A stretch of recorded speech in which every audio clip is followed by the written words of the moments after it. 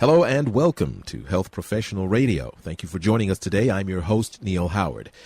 It is the flu season, and, when you've got the flu, you don't go to school, you don't go to work, but what if you do? Our guest today is Dr. Adhi Sharma, Chief Medical Officer with South Nassau Community's Hospital, and he's here to discuss with us some of the misconceptions about the flu season, the flu shot, and what we can do to protect ourselves against the flu. Welcome to Health Professional Radio, Dr. Sharma. Thank you, Neal. Thank you. The flu season is upon us. Are you a flu expert? Flu expert? Sure. Okay. I spent 20 years in the emergency department taking care of patients with the flu. I understand. Now, have you always been affiliated with South Nassau Community's Hospital? I joined South Nassau in 2014. Prior to that, I was at other institutions. Now, this poll, a poll of New Yorkers, talk about this poll that specifically targets the flu. So we were interested to understand people's perspectives of the flu because, it's one thing to treat people who come seeking care, but they don't really understand what the perspective is amongst the population. And as we push for a population health strategy, education is probably critical. So you don't know where to do the education if you don't know where the gaps in knowledge are. So where are you identifying the gap as far as information and education is concerned? So we found three gaps in our flu poll that were really striking. One is that people were going to work with the flu. And we weren't surprised that was happening, but, it was important to understand the extent of that was occurring. And we found that around 33% of people were going to work with the flu, so that was a large number. The second area we found in the issue was that people still feel, almost half of people still felt the flu shot could give you the flu. And that myth has just never died down despite all the evidence to the contrary. And that was an important element. And then the third element was that people did not know you could get the flu twice in one season. Oh, so some huge myths and misconceptions that basically perpetuate the flu from season to season. So let's talk about this first one about people going to work.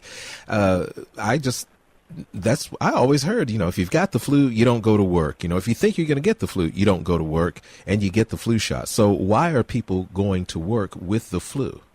So our survey did not delve into the why, but we do have some speculations for several reasons. One is people can get a mild form of the flu. The people who answered that they went to work with the flu, we assumed that they had knowledge that they had the flu one way or the other.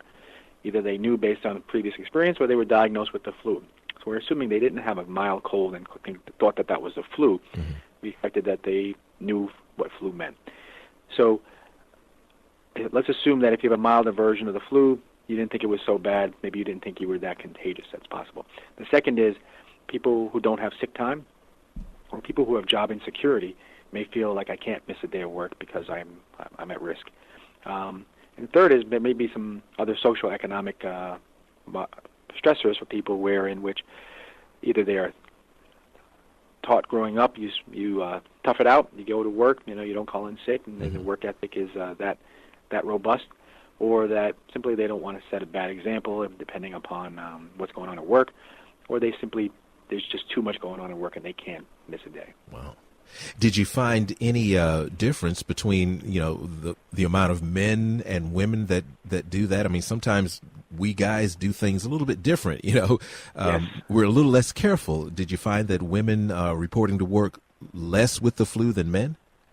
Yes, we did find that. Women were less likely to go to work with the flu, around 32%, and around 39% for men, and that was men over 50. So the largest group to go to work sick were men above the age of 50. Work ethic, especially when you're Correct. in that age group, yeah?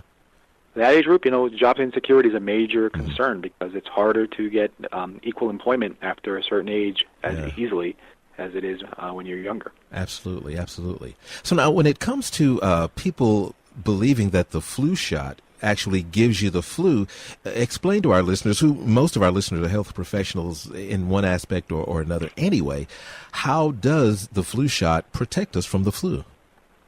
Well, the flu shot itself is made from a version of the virus that is killed, so it's inactive. Usually a portion of the virus, and that portion is what we call the antigenic portion. So that's the part of the virus that our body's normal immune system would respond to. So we take that portion, so that we put it into a vaccine, we inoculate the patient, and those little proteins trigger an immune response in the patient. That immune response creates antibodies, so that now when you get exposed to the flu virus, your body already knows and recognizes it as a threat. Mm-hmm. But your antibodies, which normally take a few days to weeks to produce, are already there because you got the vaccine.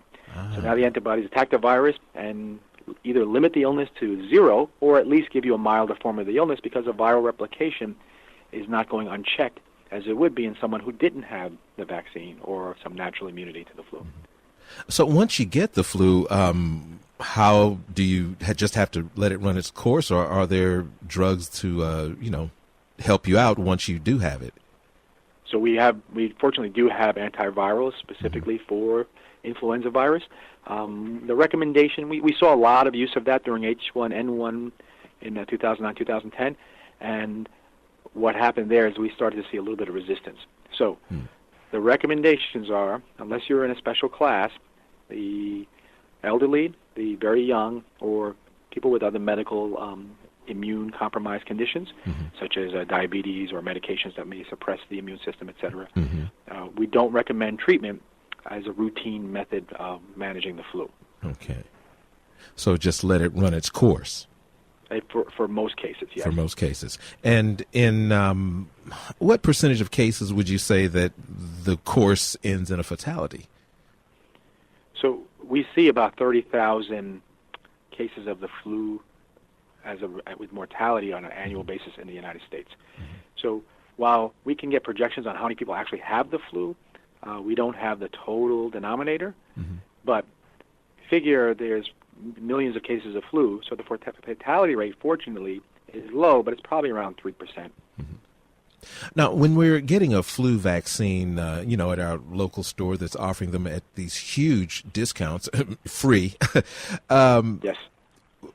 Are we getting a shotgun type of vaccine that's going to take care of this flu, that flu, and the other flu? Or are we getting something that, as you say, is going to lessen the effects of some of these other more virulent strains?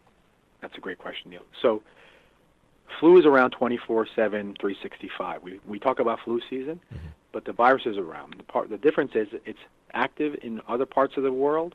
So when it's winter in South America, that's when their flu season is.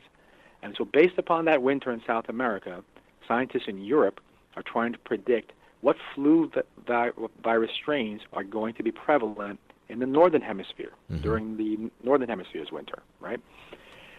Based on that predictive model, they try to create what's called either a trivalent or a quadrivalent vaccine. So that means either 3 virus strains or 4 virus strains. So the shot you get, most likely, it could be either one of the 3 or the 4 strain versions, contains a vaccine component to more than one type of flu. So there's flu A, there's flu B. They've sort of mandated an H1N1 vaccine just to prevent future pandemics. And then the 4th one will have another variation of what they think may be another possible strain of the flu. So when we say you can get the flu twice, it's because every flu season commonly there's a flu strain A and a flu strain B with subspecies within that, and that serotypes within that. And then you can get the A and be sick with the flu in December, and then in February you can get flu strain B and be sick again, and you'll have had the flu twice. If you get the vaccine, and the vaccine has some reasonable accuracy that year, and this year's vaccine actually has pretty good accuracy according to the CDC at this point, you won't get A or B because you'll have been protected against both.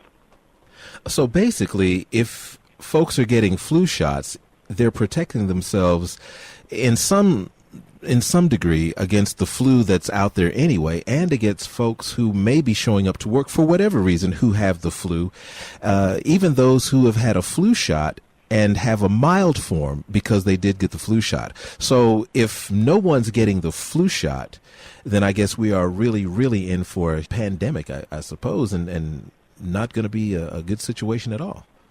That's true. Fortunately, we still have the majority of people going out and getting flu shots. That's the good news. Mm-hmm. The bad news is that majority is, from our survey, was 57% versus 42%. So it's not an overwhelming majority.